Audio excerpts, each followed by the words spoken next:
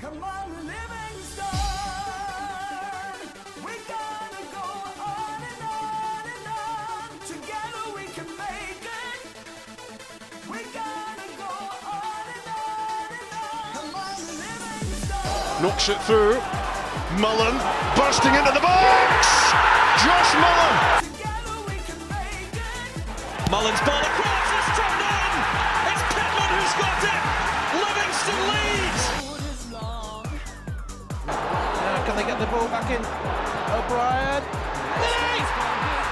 And Livingston have the lead! Man, can score.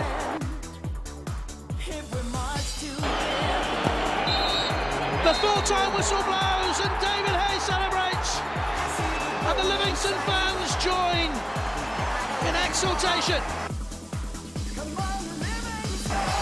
Livingston have the lead against Rangers, and they are certainly rising to a few occasions on their return to the top flight in Scotland. Come on, Livingston.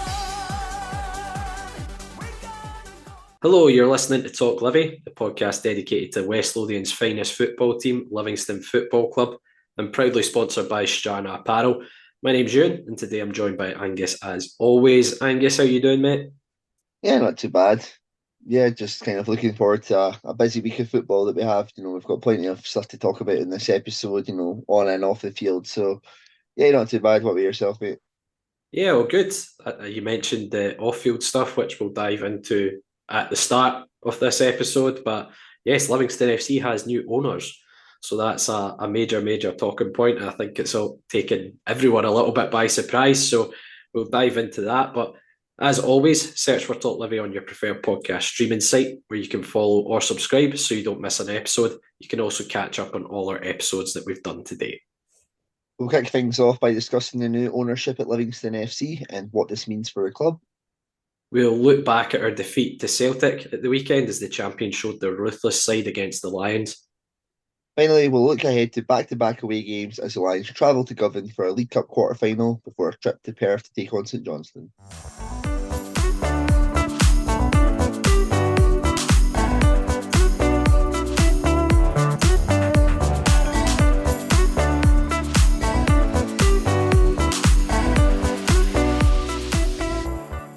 It's been well documented that the football club has been looking for investment and it looks like they've found it. John McIlvogue and Bake-Up Limited have become the majority shareholders of Livingston FC. Angus, as I say, it kind of took everyone a little bit by surprise on Sunday evening, this announcement, because the club have been very well documented about looking for investment, having investment kind of blocked almost because of legal proceedings with previous regimes that have been involved with the football club. So what was your kind of initial thoughts when you saw the news? I think it's one that probably most Livingston fans will have, you. And to be fair, I think there's that general excitement of being great. There's somebody new coming in. There's somebody with intentions to put some money into the club. However, we've also been here before, and there's also that side of it where it's, okay, is this going to go well? And, this could be very harsh on the new owners or whatever like that. It is just literally from the fact that, we've been burned way too many times from this stick, haven't we? It hasn't really turned out well in our short history. Most notably, probably, what happened in 2004 going into administration, and then obviously the 2008-2009 kind of season with Massoni and the Italians that really almost put us out of business, in all honesty. But having read John Ward's kind of like post out there, I would hope that he's had the club's best interest at heart for like the last couple of years and all of that. You'd hope that there's been that kind of a background check and stuff like that to make sure that these people are the right kind of fit for us. The way that Davies came out into the media as well and spoke about it, and how he seems to be relieved and it seems to be a positive and all of that. I guess for now we've kind of got to give them the benefit of the doubt, and then hopefully there'll be like a wee fans forum or something like that we can voice questions to and stuff like that, see what the aims are. But if we're looking at it, it's just purely that there's going to be some short-term investment into us already. I think that's a good positive. I think that last season's summer transfer window was probably the most difficult for us in terms of retaining players and, kind of bringing players in as well. hopefully that means that, we can offer, that extra couple of, £100 a week or something like that now that can maintain some of the squad that we've had to kind of cut back on, kind of go back to, what we're doing so well at and attracting those kind of championship players and allowing them to have that opportunity to come to us as a step up rather than them choosing, teams who are, effectively below us. But yeah, it's early days. There's not too much kind of information out about it. I think that we're just kind of got to sit here and hope for the best at the moment and hope that these intentions are as good as we're hoping for. Yeah, certainly reading comments. Callum Carson was at the press conference on Monday. We were recording on Tuesday. And I think the press conference was initially for the Rangers Cup tie, but obviously this is taking priority for a lot of journalists and, obviously big news for the football club having a new majority shareholder. John McIlvogue, I believe earlier this year he saved Morton's Rolls, who were on the brink of going out of business. So can we expect to have spaghetti rolls at the Tony Macaroni Arena? Who knows? But on a serious note, I agree with you, Angus. There's a kind of healthy dose of scepticism with regards to it, and that's not a dig at John McIlvogue in the slightest. I've never spoke to him. I don't know him. Either do yourself. I don't think any Livingston fan really knows who he is. But we've been here before with ownership issues. Dominic Keane, ended up in jail for fraud. At the end of the day, Angelo Massoni almost ran the club into the ground and saw it getting demoted down to the third division.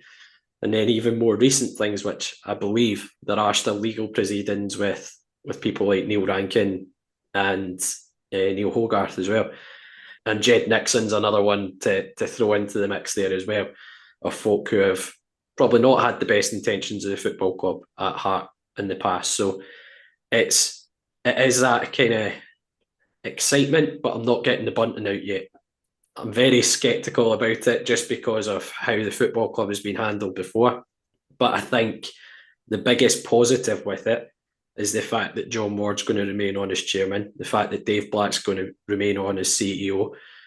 John Ward's had involvement with the football club for over a decade, be that through sponsorship, be that CEO, be that now chairman.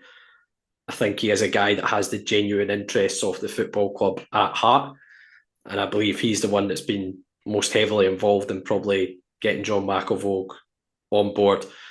I think also the fact that he has been appointed Chief Operating Officer suggests that he's not just going to be there taking a back seat. He's going to be involved in the running of the football club as well on a more day-to-day basis, which is probably no bad thing for the football club given the kind of short staffing. And, Davy Martindale kind of spoke about it, how he's looking forward to hopefully getting the opportunity to just be a football manager and not need to dive into board meetings, dive into X, Y, Z. That needs to get done at the football club. And then, as I mentioned there as well, with Dave Black obviously being CEO, I think you'd struggle to find a bigger Livingston fan than Dave. So I don't believe he would be involved in a decision that would be to the detriment of the football club, a football club that he holds so dearly. So I think that's the thing Livingston fans should probably take from it, is the fact that there are still people going to be involved in the football club higher up at board level who do just have the genuine interest of the football club at heart. And I think that's probably, from a fan's perspective, that's the most important thing for me. I don't want people coming in who just see it as a business. I want folk who actually care about the football club and the project.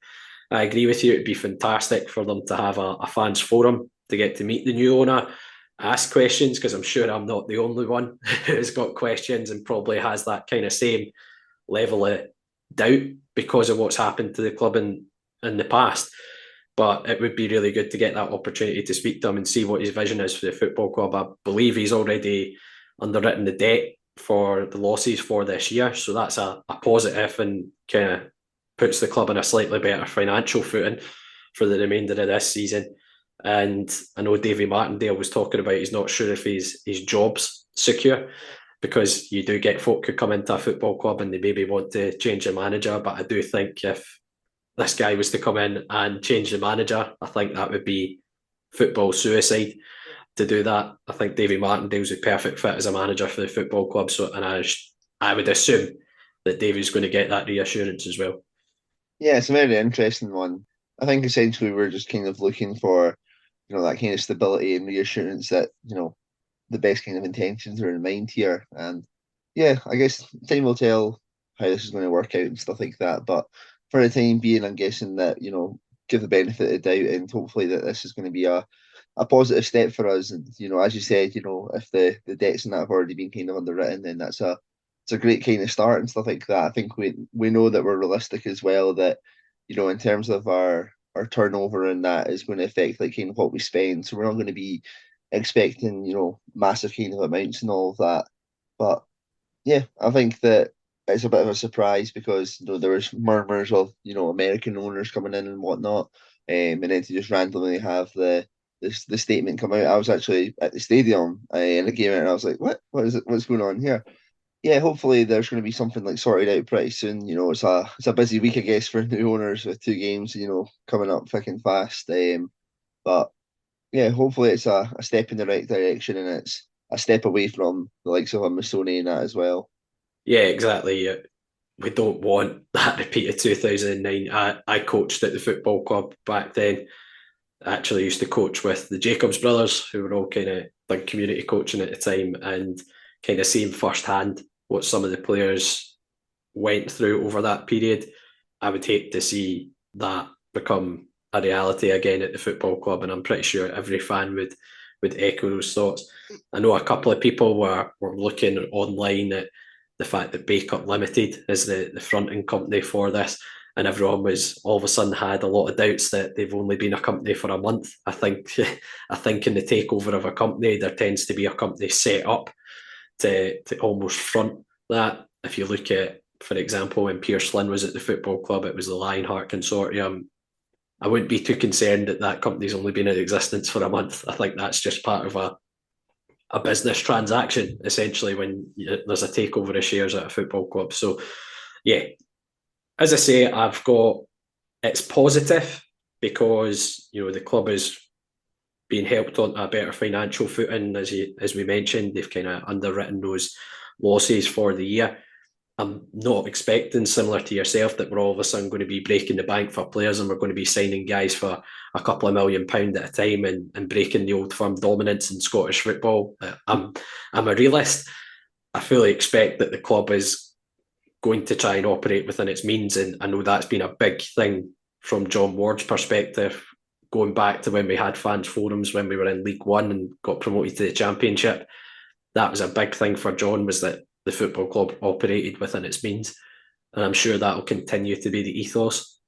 The reality is, fans want a football club for the long term. They don't want a kind of 2-year spell where they go and splash all this money, hopefully get a little bit of success, and then they end up with like 10 years of absolute dross as a result of it because they've had to cut their cloth accordingly afterwards. So I want to see the club operate within its means, and I'm sure that would be the case. And as I say, I've got a lot of confidence in the fact that John Ward and Dave Black are still heavily involved in the running of the football club. That's my biggest reassurance to take from it.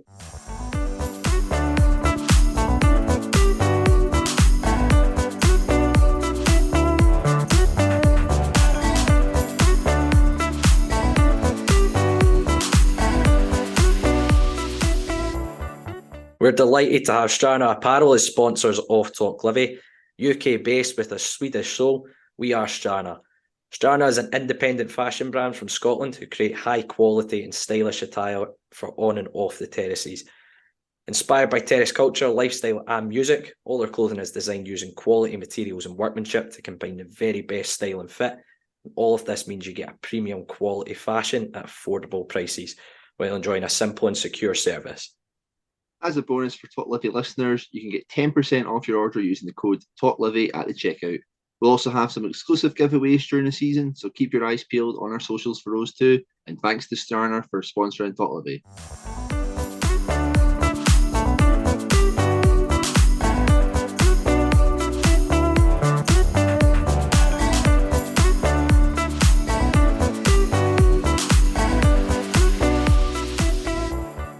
The Lions faced the champions on Saturday looking to cause an upset, but despite posing a threat, Celtic were ruthless and would see out a 3-0 victory with 10 men. Euan, quite a disappointing one, right? It is disappointing. I kind of briefly spoke to you after the game and was on commentary for the game as well. So I'd like to apologise to all Livingston fans. I'm on commentary again on Wednesday and we've yet to score a goal when I've done it. So I apologise for the lack of goal mouth action. But no, it was disappointing. I feel there was lots of positives to take from the game, personally. But what I would say is I think it's a missed opportunity, given the fact that Celtic played an hour with 10 men. And I feel we kind of shot ourselves in the foot a little bit with the goals we conceded. I think we started off brightly. And I think a common theme in the first half was we seemed to cause Celtic no end of problems with the ball over the top. First opportunity comes with Bruce Anderson, ball over the top, Lagerbielke has misread it. Anderson's similar position to his goal at Ross County. It's a great save by Joe Hart, and Pittman just can't kind of scramble the rebound over the line. Celtic had a couple of warning shots. Kyogo put a dangerous cross across the 6-yard box. Shamal George managed to kind of parry it away, but the penalty is really, really soft. And we've been bigging up Luigi De Lucas all season, but he had probably his worst afternoon comfortably of the season on Saturday. The penalty, it's a rash challenge on Hatate. There's no need to make the challenge. He just needs to try and force him into a wide area. And Shamal George is desperately unlucky with the penalty and the fact he's almost dived on top of the ball rather than getting his body behind it. Celtic had a couple of other sniffs. Maeda had an opportunity where Shamal George has made himself really big and managed to block the shot. We did have a couple of opportunities, and again, it came from getting him behind. I think Sangari took a heavy one in the middle of the park. Jamie Brandon was down the right-hand side and his effort was kind of blocked in the end. And then comes the red card. Once again, common theme from us is clearly something we worked on was that ball over the top. Penrice has clipped it in behind. Sangari's got there first, and it's as clear a red card as you're going to see all season. I think it has two elements that you could send them off for, which is denying a clear goal scoring opportunity and probably serious foul play as well, because he's caught him that high. I don't think there's any debate about the red card, despite some Celtic fans I've seen on Twitter calling it a shambles and favourable refereeing from John Beaton towards us. Where did he get it from, Angus? I don't understand how any football fan can look at that decision and not deem it a red card. Genuinely can't. Care about the worldwide conspiracy though against them. Oh, it's just ridiculous, isn't it? It really is ridiculous. But the resulting free kicks from James Penrice, he's put it into the side netting, and we had another kind of couple of half chances. Nubly from the edge of the box puts one well over. Oberlai has had a pot shot from distance, which Scott Baines made a save from, and then Scott Pittman's got in behind a couple of times, but his crosses have been blocked. But the biggest killer is probably at the start of the second half. Sangari had a good chance at one end, which is on probably his weak side on his right foot that he's put well wide, and then Celtic get that goal 2 or 3 minutes into the second half, and it's really poor from our perspective. Really, really poor. Ball across from Kyogo. De Lucas has let the ball run across him, and kind of seeing it again, I think he's almost too concerned with putting the ball in the back of his own net. He almost seems to pull out from playing the ball and just dealing with the situation, and then it's fell to Maeda at the back post. He's came close to bundling it in. George has kind of managed to claw it away, but then Matt O'Reilly's followed in and he's made it 2-0. And at that point, it's game over. Regardless if Celtic are down to 10 men, they've got such quality in their side. The man advantage at 2-0 up's still going to be incredibly difficult to play against. And Celtic were, I think, tactically very good after that. They sat off a little bit. They played a little bit deeper. They kind of almost nullified our threat from the first half, which was that ball over the top. And they just broken us. And they created a few really good opportunities after that. Maeda had one which Shamal George has made a save from. O had a strike as well. But kind of before those opportunities, we again probably shot ourselves in the foot a little bit. We got gifted a chance where Joel Newbley's won the ball off Scott Bain. And he's tried to dink the keeper. For me, he's just got to go and place the shot, put his laces through it. It wasn't an opportunity for me to go and try and dink the keeper. And then at that, if you get back in the game at 2-1 with, say, half an hour to go, you can make a right good fist of it against 10 men. But the third goal just kind of sums up the afternoon. Celtic's ruthless streak again. And again, Luigi De Lucas doesn't cover himself in glory with initially going for the header. He's almost ducked a little bit for the header. It's come off his back, and then it's broke to Maeda. Tom Parks has slipped, and it's a tremendous finish from Maeda in the end. But does just feel like a really big missed opportunity, and we've shot ourselves in the foot. The timing of the goals is killed us. Yeah, it's a frustrating one. I think going into half time, we were actually looking at it and thinking that, there was a very positive feeling that, we could actually get something there. But it just seems to be that kind of thing that happens now where when the onus is on us to attack, that, it doesn't quite come true for us. And I think that's really kind of disappointing in that manner. And I think that, in terms of some of like our attacking options, I think it's a bit disappointing. We've obviously spoke about Joel Newbley's place in the team there. And I think that Saturday there was a real opportunity for him to really, really step up. Celtic down to 10 men. The player that he's up against is on a yellow card already as well. And you're expecting for our kind of star player to really step up in that kind of moment. And I feel like that as soon as he kind of went down to 10 men, his positioning, he started going deeper to get onto the ball, but not really kind of wanting to get into the final third. And I think that was really quite strange, because I think that if we'd started putting the pressure on them, pinning them back into their final third, he could have got a lot more joy and stuff like that. And not want to like seem as if it's like singling a player out, but it's supposed to be one of our best players, and I think that's a massive opportunity missed there in terms of punishing a team who have struggled against them in the past and stuff like that as well. Disappointing in that aspect. I think Davey came out and said about the substitutions, which I also kind of agree with, a bit strange. Quite surprised to see both of our fullbacks come off, to kind of be shifting players around. I didn't see that much of a necessary need to do that, to take off Penrice or Brandon. I think as well some of the personnel in terms of, Bradley's not played, much this season at all, to kind of bring him on as one of the players to kind of change things. I don't think, that's the kind of the right idea. The intensity and stuff like that, the pressure of the game, for your first kind of start of the season is a bit interesting. Samson Lowell coming on as well. I don't know if that's just kind of to freshen things up in the middle, but I think Samson might have to come on to pay off fines again for being late, because that was the reason he got his debut against Ayr United, wasn't it?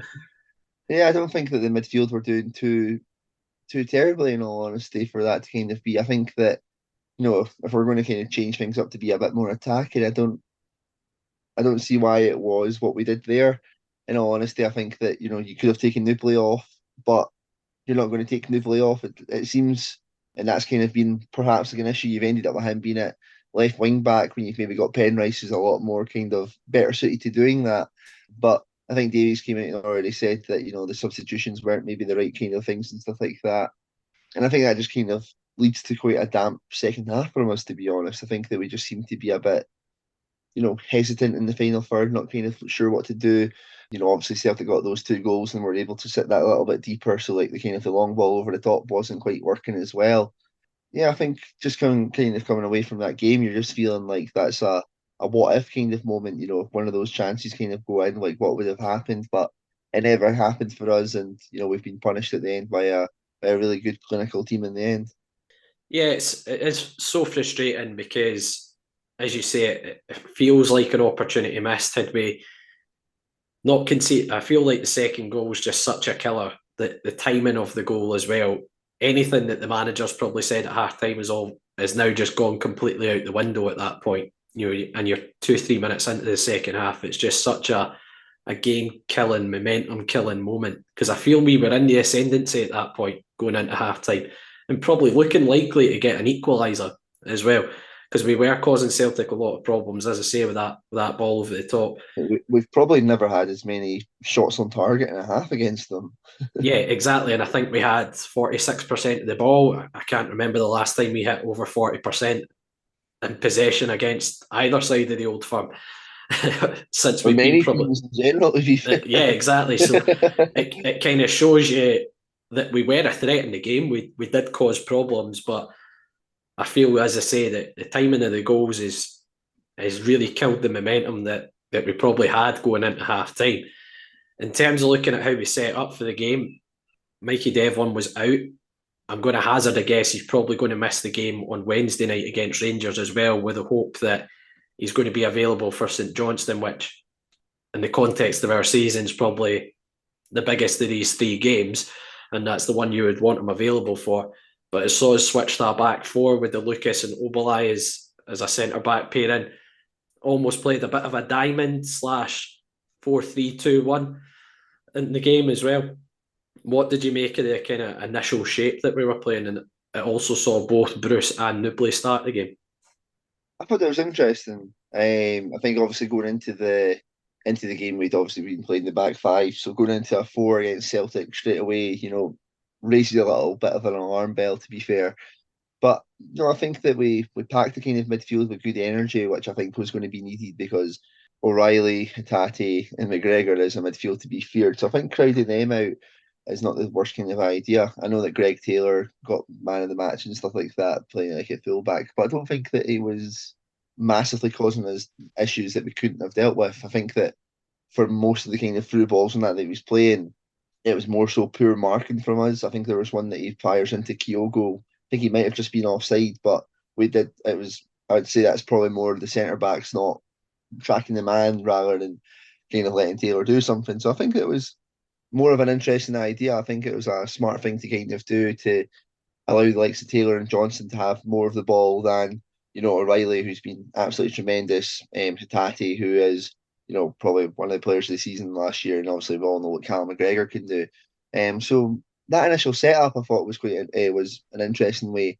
And I think that kind of coincides with the point about the substitutions as well, in terms of how that shape started to get moved about and it was like fluctuating, and how we didn't really, in that second half maintain that same kind of level of performance. I think by going towards like a more natural kind of 4-3-3 to then go to a back 5, I think it was just kind of a mishmash in the end. And we could have maybe done with that wee bit more of kind of solidity. But I think it was working well, especially when they went down to 10 men and we started to really, really flood that midfield and picked up on a lot of loose balls in their half.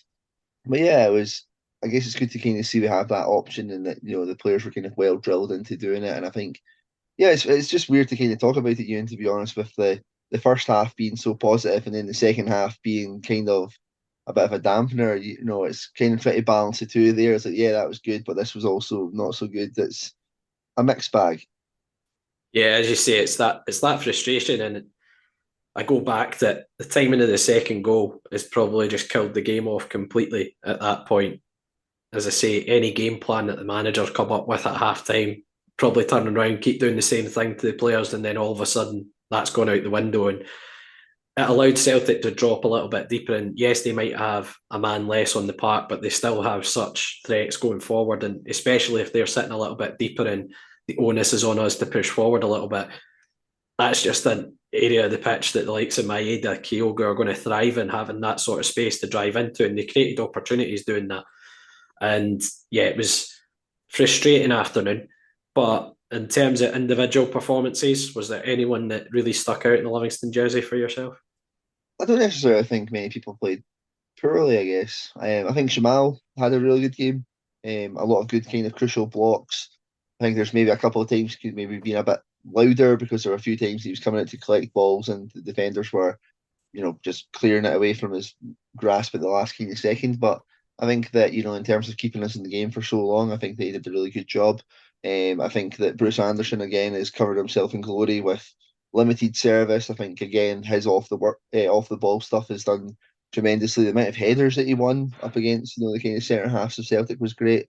And then obviously you've got to give Mo Sangari probably a bit of praise because he's kind of like a strange player to kind of watch you. And I don't think that he's he doesn't seem technically graceful, but he just dangles those long legs and he's able to get that extra couple of yards to get in the way of players. And, he's so athletic and stuff like that he's able to break into that final third. And, his commitment and bravery in that game there can't be faulted. It took a couple of sore ones, and especially getting that red card there. And I think that, he was a real danger against Celtic there, and it's probably going to be somebody that they might be, the next time we go and play them, they might be like, we need to kind of keep an eye on him for making, those kind of off the ball runs and stuff like that. So I think that was a positive showing from him as well, and hopefully that, and kind of as the season goes on, they can kind of keep that going for beyond our mark rather than having to substitute him for, fresh legs and stuff like that.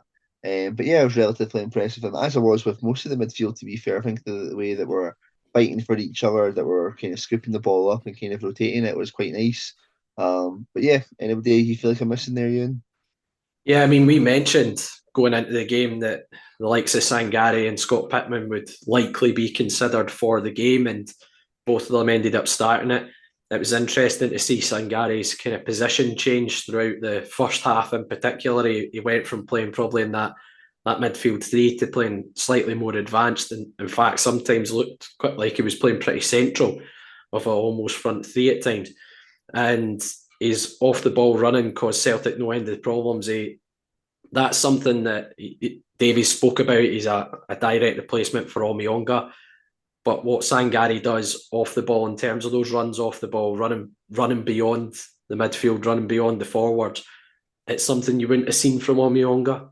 And he does offer something a little bit different in terms of an attacking threat and his athleticism, his kind of natural physique as well. So, yeah, I think Sangari was a big positive, and he took a couple of really heavy challenges in the game, one just before the Joe Hart challenge as well.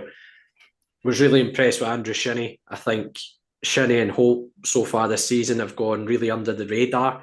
I do feel as that kind of sitting pair in midfield. And the way I would describe Shinnie this season is it's probably similar to what Robert Snodgrass did at Hearts last year. He's maybe hitting the twilight years of his career and is kind of dropping further back, and but he's using his football intelligence to his advantage, playing in that slightly deeper role in midfield rather than being in the attacking third out wide or in as a 10. And you can see that with Shinnie, his game intelligence. It's something I've never questioned with him, and I know he's a bit Marmite to some Livingston fans that are not his biggest fan, but I I think was going to say, like, based off the performances this season, better change, because if people are still not kind of rating that kind of quality on the ball and the kind of work that he does, then there's no pleasing them. as I say, you can see the game intelligence that Andrew Shinnie has. It's probably the best in the squad, to be brutally honest. And he's been a big, big plus point, I would say, so far this season for us. And him and Holt have developed a really good partnership in that kind of sitting role. And I think Jason Holt's form as well this year has improved from last season. 2 seasons ago, Jason Holt for me was without doubt our player of the year, and he won the Players' Player of the Year that season. Last year, I think Holt did have a slight drop off in terms of the level of his performances, but I feel he's looking back to his best, Jason Holt, so far this season, and I don't know if that coincides with the fact that he's been in there alongside Andrew Shinnie. But yeah, kind of overall, some positives, some negatives. At the end of the day, when we come up against Celtic, it is a case of you're up against it. You're not expecting to get anything from the game, but it does feel like an opportunity missed.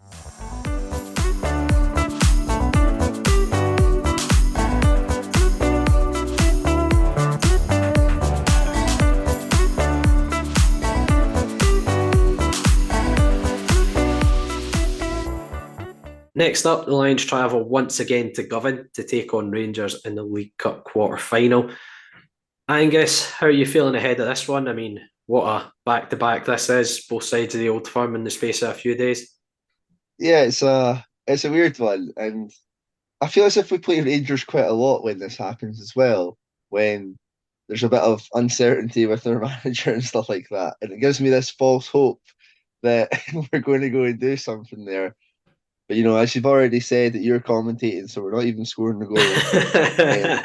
But it is kind of that ideal time to be playing them again, where they have, they've got games coming thick and fast, they've got injury issues, their fans are genuinely just getting off their on their back as well. And if we take that first half performance from the Celtic game, there's no reason as to why we can't go there and cause some issues. We've seen, obviously, we ended up losing 4-0 earlier in the season, but for 80 minutes of that game, it was a pretty even contest in terms of, if we had nicked a goal, they probably wouldn't have had too many complaints and stuff like that for it. And I'd like to think that, we've had a wee bit more confidence from, some of the performances that we've had, especially going on the road. We've had that Hibs win since. We've had that fight back against Ross County as well. And, we've actually been doing, not too bad, and there should be a little bit more belief kind of from us.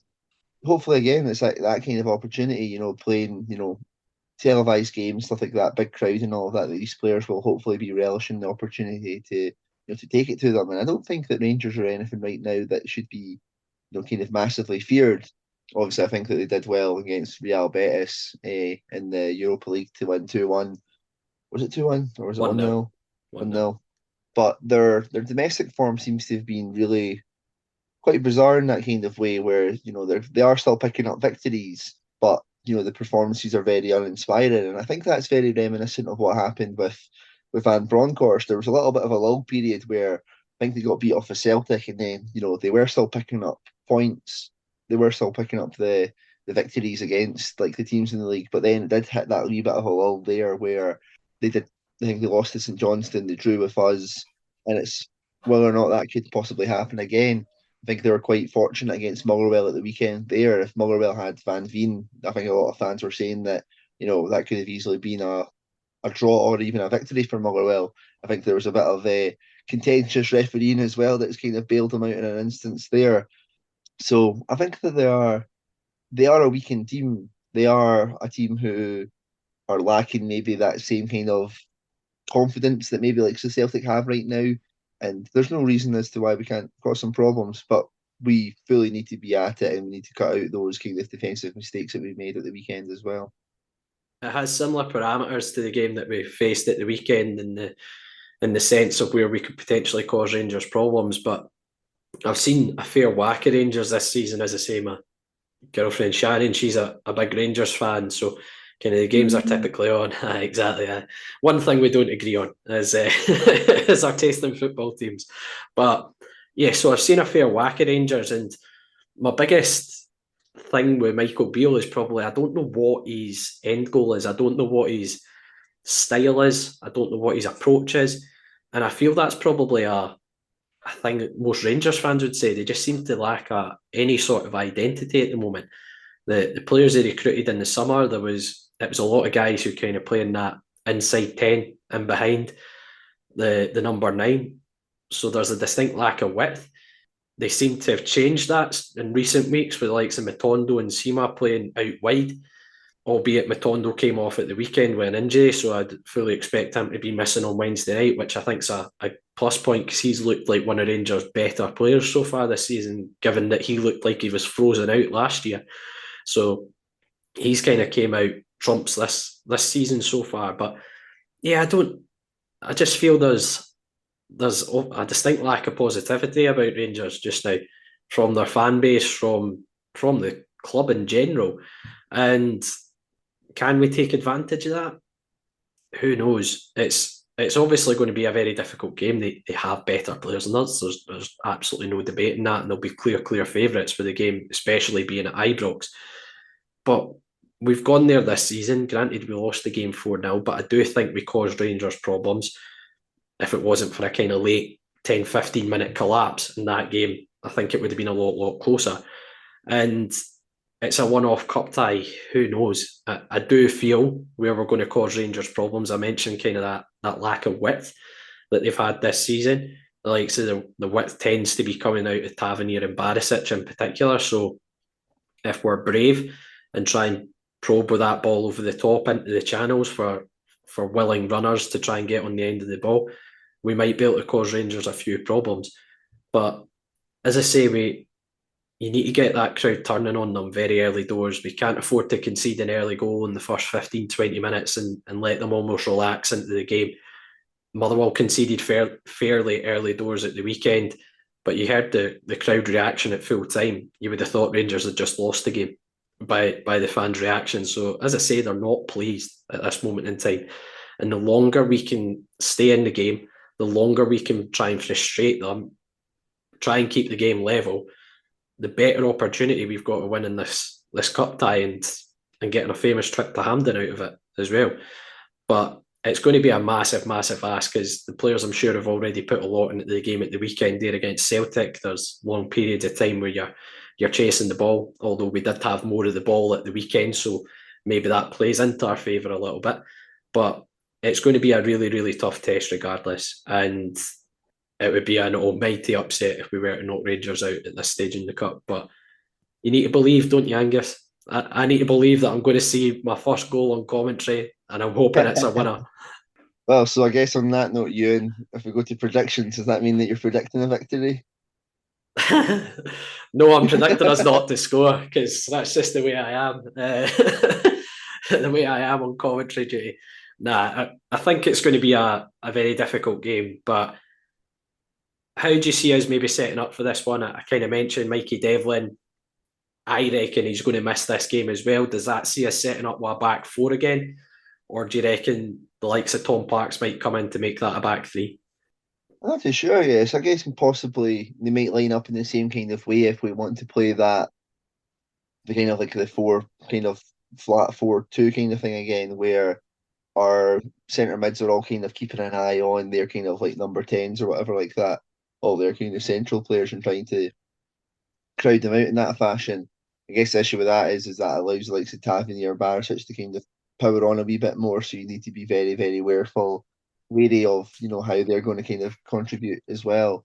So I think maybe with that, we may end up going back to the back five, which may see like sort of Tom Parks, or even Sean Kelly was on the bench at the weekend, I'm sure as well, that could possibly come into there. I think that, yeah, with Tavernier and Barisic, they're a bit different in terms of mentality for fullbacks who'll want to bomb forward at every opportunity. And it may be best having, kind of a couple of eyes on that and not allowing them to completely breeze forward as kind of intended. I think going away to the Old Firm, we're probably expected to be a back five as well, to try and just be as solid as possible. I think that the interesting part then comes from further up in the park, and do you use like Bruce Anderson, who's maybe got a little bit more pace to try and get in behind the Rangers defence, try and exploit those kind of gaps in areas. Obviously, we've talked about like Joe Newbley and Curtis Guthrie. Do you even kind of do? I think it's an old trick that we kind of used to do. I think when we played higher opposition, where we'd maybe start off with like, I think there's one that stands out in mind. It's against Hibs, like maybe like 5-6 years ago, where we had the likes of the substitutes were kind of starting in that kind of area, and then it was like, if we get to this moment, we can then bring on this player to then give us a better opportunity. Would that maybe suit the likes of a Joe Newbley better? Have Bruce Anderson and Curtis Guthrie cause a whole bunch of issues, both physically from Guthrie and, Anderson getting in behind. And then with the last kind of 20 minutes, you can bring on Newbley to try and exploit some of the more spaces, really fresh kind of player and stuff like that. I don't know if that's maybe an interesting avenue to go down as well. Yeah, it'll be interesting to see how we set up kind of the forward areas. As I say, the fact that Devlin, chances are he could be missing for this game, it kind of probes that question of whether we go with a back four again, or if we do go revert to a back five and bring the likes of a Parks in, or a Sean Kelly, to just add a little bit, almost solidify us a little bit defensively. But I do think it's a breath of fresh air this season that we've got the debate in the forward areas, a little bit more debate in that area of the park, and that's no end to Curtis Guthrie's kind of redemption arc that he's had this season. Do you play the likes of Guthrie as your outball to almost give Anderson something to work off of a little bit more? Do you gamble on playing the two of them, play Bruce in behind Guthrie to run from a little bit deeper? Who knows? Who knows? We went there earlier in the season, and it was kind of a 3-5-1-1 with Stephen Kelly playing in that game. Do you put Stephen Kelly in for this game because his ball retention's pretty good? He's got an eye for a goal, an eye for a little bit something out the ordinary, a little bit spectacular at times. Do you put him in for that kind of little bit of flair? Again, it's good that the manager has these options, in particular in the forward areas. But we'll go on to predictions. I noticed we've given fans absolutely nothing to work off in terms of a prediction for a team lineup. We've basically just mentioned the entire squad. Fuck it. Michael Nottingham might play. Miles Welsh-Hayes might play. Lucas Stenhouse might come back from his Bo'ness loan and play. We'll just cover the whole squad. But in terms of a prediction for the game, Angus, what are you going for? Yeah, unfortunately, I don't see us getting our first win at Ibrox. I'm going to go for... I'll give you a wee goal to celebrate you. I'll go for 3-1 to Rangers. A goal to celebrate. Can it at least be like, at the very minimum, like an equaliser, or at least put us in front? So it'll be a scrappy Andrew Shinnie tap in the last minute to make it 3-1. Do you want to know? I'm still going to give it absolute pink lips, regardless. I'm still going to give it absolute big licks if that's the case. I'm going to go 2-1 to Rangers. I'm going to go 2-1. I just want to see us score. I'm predicting a goal. I don't even believe we're going to score, to be honest, Angus, because I am on commentary duty. I just don't believe I'm ever going to commentate on a Livingston FC goal. I feel like I'm deliberately getting asked to these games as well so that I can. But basically, it's your fault. Pretty much, yeah. So all listeners, yep, you can blame me if we get knocked out the League Cup on Wednesday night. But probably context of our whole season, the bigger game this week is at the weekend against St Johnstone as we travel to Perth to take on St Johnstone, who are sitting bottom of the league currently. How are you kind of feeling ahead of that one? Does it have vibes of a must-win, even at this early stage in the season? I think, I don't know if maybe must win. I think Must not lose. I think there is still plenty of time to kind of, claw back points and stuff like that. I think in terms of if we do win this game, though, it is a bigger statement. It's a big statement from us to be like, we're going to try and steer away. I think a lot of people are getting quite drawn into the fact that, well, we were obviously tipped to go down at the start of the season by a whole bunch of pundits. And even right now, there's a whole bunch of people who are looking at the league table and being like, oh yeah, Livingston are down there. Not taking into consideration the fact that we've played, both sides of the Old Firm, who are the only two teams who have beat us, Aberdeen, St Mirren, who were in the top six last season, Hibs as well. And it's only Ross County away that, we've had against a team who's probably kind of going to be around us and, still didn't lose that either. So I think, if we can pick up a victory here, then that should hopefully maybe help put kind of a wee bit of a message out as to where we're kind of planning on being at the end of this season. But I don't think that the kind of alarm bell should go completely off. I know St Johnstone have had a poor run to the start of the season, but I think that they've not been really awful. It's just that they don't have a goal scorer. And I think that maybe they're kind of suffering from that kind of like more so than anything else. I think they've had a couple of injuries up front as well, like so Chris Kane and stuff like that. It's only kind of Stevie May who's been like the main kind of option for them so far. I think we all know what kind of game we're going to get against St Johnstone, that they're going to be, hard to break down and stuff like that. And hopefully it's going to be one of those games that's more like the 3-0 or the 4-2 in past seasons than, that last game of the season that we had just there, which was absolutely brutal to watch in every account. Yeah, that's not one to live long in the memory, is it? That really set us off on a positive note for Player of the Year that day, didn't it?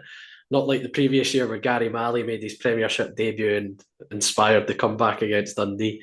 But yeah, I feel it's an important game we need to go and win, because if you look at it in the context of the season, I feel your head-to-heads with the teams that you're expecting to be in and around you in the league are going to prove really, really important. And St Johnstone are probably going to be one of those teams in and around us. I think they've had maybe a little bit of a similar summer to us, in that I think the club made a £1.5 million loss for the year. So they've had budget cuts as well. So can you call it the budget derby? Who knows? But I think their squad, I think they saw 17 players move on over the course of the summer. I believe there's quite a lot of their academy products are making squads and kind of having more of an impact on the team this year. So it's a much younger St Johnstone side to what we've probably seen in previous seasons. I kind of always associate St Johnstone with having a lot of experienced heads in their squad, and they'll always kind of get them over the line. But I feel there's a bit more of a youthful look to the St Johnstone side this year. And Stephen McLean, I think, is up against it this season. He's a St Johnstone legend, so I believe he'll probably be given time in that job. I don't think they'll have a knee-jerk reaction to possibly getting rid of him, but it's been a really tough start to the season for him. The League Cup section was abysmal, including that 4-0 home defeat to Stirling Albion in there. And they've only taken 2 points so far this season, one against Dundee where they were 2-0 down. Kucheravi managed to score a couple of late goals to rescue a point in that game, but their other point came at Celtic Park. So they are a capable side on their day of being very difficult to break down. But yeah, I kind of get the vibes that this is a really important game for us that we need to try and go and win, because yes, we've had a tough start to the season, and as you mentioned, pundits will look at the league table and say, oh, Livingston are down there. I think we're a point off fifth. I think I can't remember how many teams are on 7 and 6 points in the league, but I think it's over half the league table is on that amount of points. So I don't think it would be the end of the world if we weren't to win the game, but I do think it would be a very, over the context of our season, I think it would be a very, very important game to go and win. I think we need to go there with that mindset that we need to go up there and win and try and be very, very positive from the outset. As I say, St Johnstone fans are probably in a little bit of discontent right now, given their start to the season. If you can go there and score early doors, you get the crowd on their back a little bit, and it plays into our favour. Yeah, 100%. Hopefully, we've got 2 games this week with fans who are maybe a bit discontent, and we can use that in our favour against these sides. Hopefully, as well, we're actually going to St Johnstone in a time before the proper winters game as well, so the pitch won't be as devastating as well as it probably has been if we were going to play them in 2 months' time or something like that as well. Yeah, hopefully it's a good game, and hopefully it's a good showing from us. It would be a real shame for us to have played pretty well for the most part of this season to then go up to St Johnstone, bottom of the league and stuff like that, and then provide quite a poor performance. In all honesty, I think it's just basically about us kind of maintaining our own standards, and hopefully the rest of the work will do itself there when we kind of get into form. I know that their goalkeeper, from watching that Celtic game, the 0-0, that he was absolutely on fire. So hopefully we're bringing our shooting boots and practicing that a wee bit more in comparison to what was kind of going on at the weekend there. But I would like to tip Bruce to get a wee goal up here in Perth, and I guess that leads into any predictions, Euan. What you kind of hoping for here? Yeah, it's difficult for us to kind of talk team lines and things like that because we do have that game in midweek. You don't know if players are going to suffer injuries and things like that, so it is quite difficult to predict that. And our prediction for the Rangers team, it was essentially just name the squad. So I would probably see us going back to a back 3, hopefully Mikey Devlin kind of back to what we've been playing the vast majority of the season. I'm going to go for us to get a win, Angus. I'm going to go for us to go up there and win 1-0. I'm going to go for a scrappy 1-0 up in Perth. What about yourself? I'll follow you in terms of a win by a goal, but I'll go for a 2-1 this time. 2-1. We'd take it either way, wouldn't we? Which would be an important 3 points for Livi. If you are at a loose end on Saturday, get yourselves up to Perth. I'm sure the team would appreciate your support.